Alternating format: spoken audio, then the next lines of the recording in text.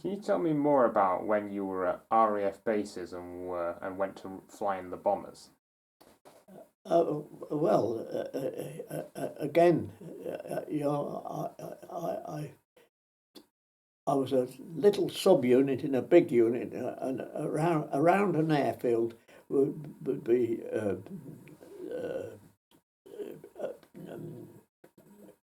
probably 4 or 5 guns, and where my cannon was on the almost on the perimeter track, outside the airfield actually, but almost on the perimeter track, and you know that's when I used to sort of sneak away and scrounge flights.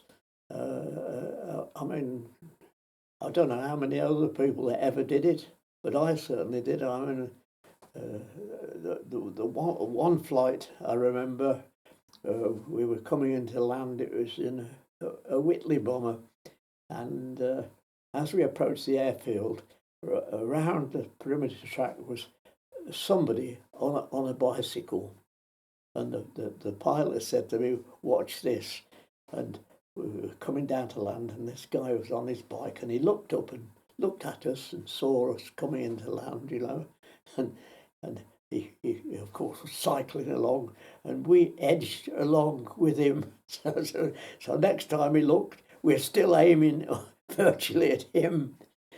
And in the end, when we flew over him, I'm damn certain he fell off his bicycle, because believe you, we were only probably 10 feet above his head when we actually crossed onto the grass airfield. You know, if there'd have been a runway, there'd have been a certain length of time when he would have been at risk. But because it was a grass runway, as he was cycling along, we were drifted with him. So that was funny. That, yeah.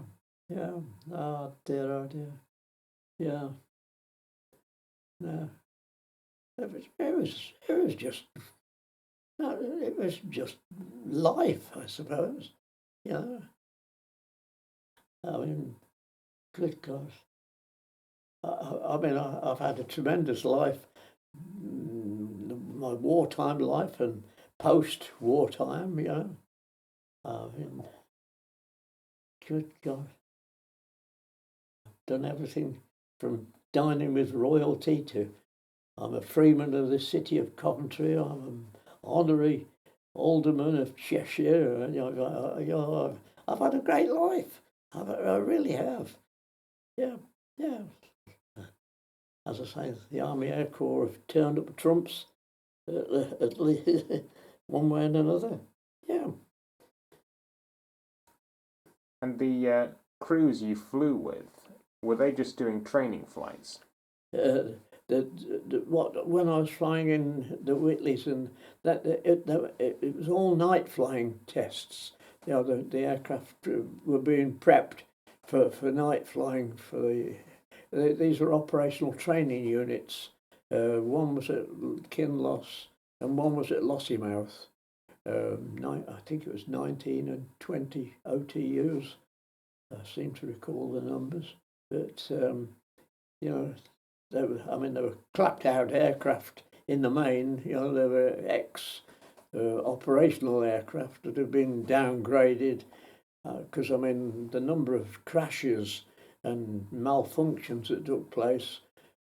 We seem to have funerals every week of people who had either flown into a hillside or had crashed, or you know, the aircraft had let them down, or they made pilot error nonsense.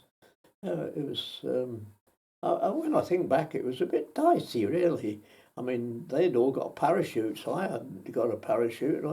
I just would go and kneel out between the two pilots and look at what was going on and enjoy the ride.